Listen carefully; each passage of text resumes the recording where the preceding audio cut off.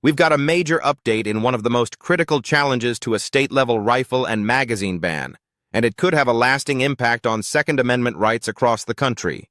The state of Illinois is currently defending its sweeping ban on so-called assault weapons and high-capacity magazines, but now there's been a significant development.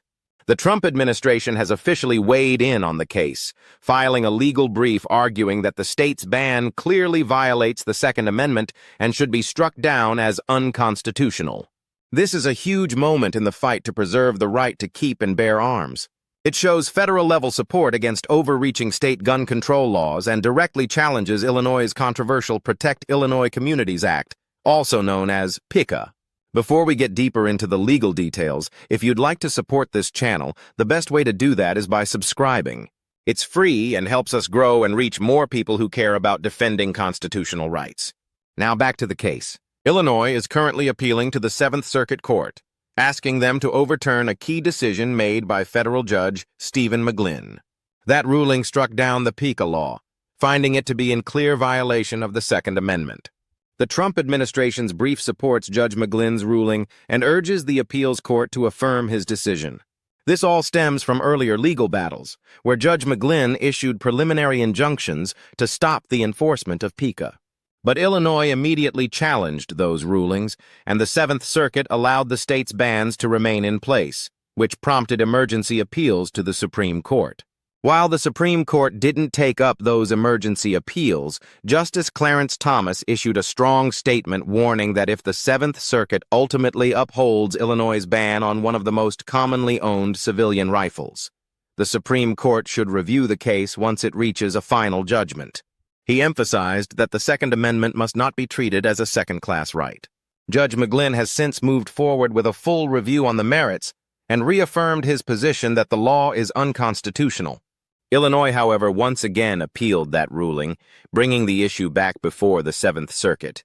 And that's where we are today. But the Trump administration stepping into the case marks a turning point.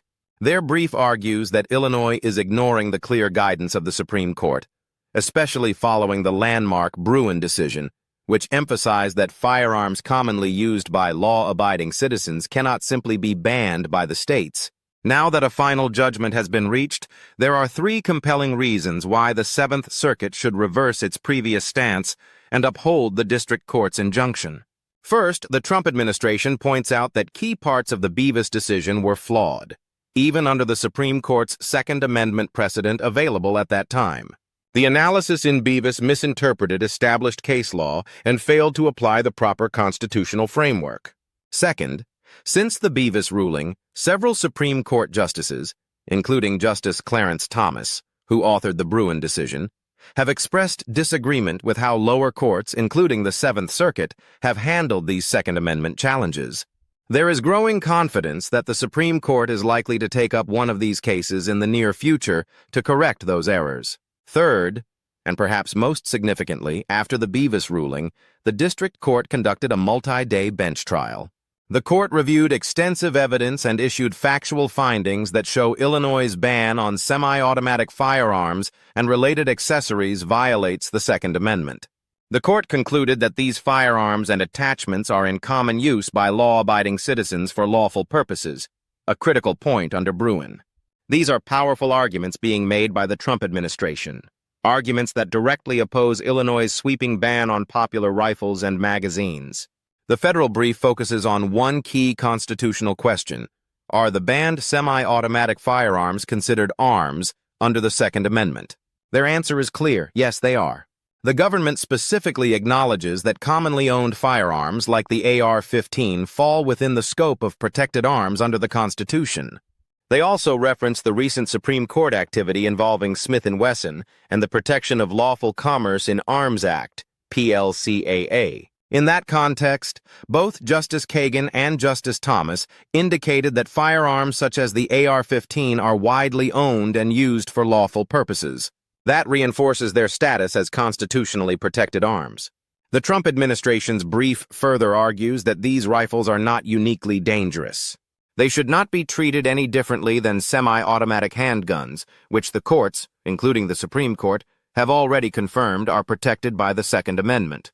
To draw a legal distinction between rifles and handguns, they say, defies both logic and established precedent. If handguns are protected, so too must be semi-automatic rifles. Another important point raised in the brief is the rejection of the so-called militaristic weapon test used by the Seventh Circuit. According to the Trump administration, that test has no basis in the text of the Second Amendment, nor in the nation's legal or historical traditions. The Second Amendment does not exclude firearms simply because they may have military-style features or appearances. In fact, the historical context supports the opposite view. From the founding era onward, Americans were expected to supply their own firearms if called to serve in a militia.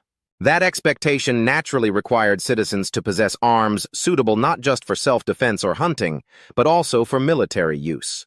This directly undermines the state's argument that certain semi-automatic rifles should be banned due to their military utility. Now, when it comes to magazines, the Trump administration argues that the Protect Illinois Communities Act, PICA, also violates the Second Amendment, and their reasoning closely mirrors the arguments made against the rifle ban. They note that the Second Amendment not only protects the right to keep and bear arms, but also extends to certain essential aspects of that right. These corollaries, as the court has previously recognized, are directly tied to the core ability to own and use firearms for self-defense and other lawful purposes. That includes the right to purchase firearms, maintain them in working condition, buy suitable ammunition, and ensure those firearms remain operational. In addition, it includes the right to maintain proficiency through training and, crucially, the right to possess ammunition and accessories like magazines. To support these points, they reference a critical precedent, Ezell v. City of Chicago. This case firmly established that training with firearms is a protected part of exercising Second Amendment rights. And here, credit is given to Rhonda Ezell, a strong Second Amendment advocate who not only helped secure that ruling, but also contributed to setting strong precedent in the Seventh Circuit that may now play a role in striking down PICA. The Trump administration makes it clear, even if certain activities, like training or owning attachments, are not the literal act of keeping arms, they are nonetheless integral to the protected right. That includes items such as magazines, suppressors, and other commonly used accessories. The brief argues that these components are routinely owned by law-abiding citizens and are necessary to fully exercise Second Amendment rights.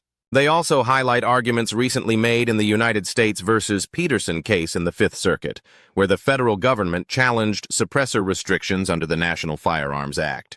The stance is consistent.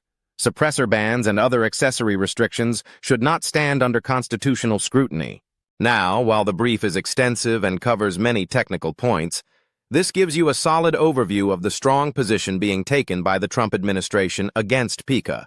They are directly challenging the bans on rifles, magazines, and firearm accessories. And there's a real possibility we'll see similar filings in other circuit courts, including the Ninth Circuit in the Miller case, which is challenging California's rifle ban. That said, the current fight remains in the Seventh Circuit. And to be honest, I don't expect much change from the court at this stage.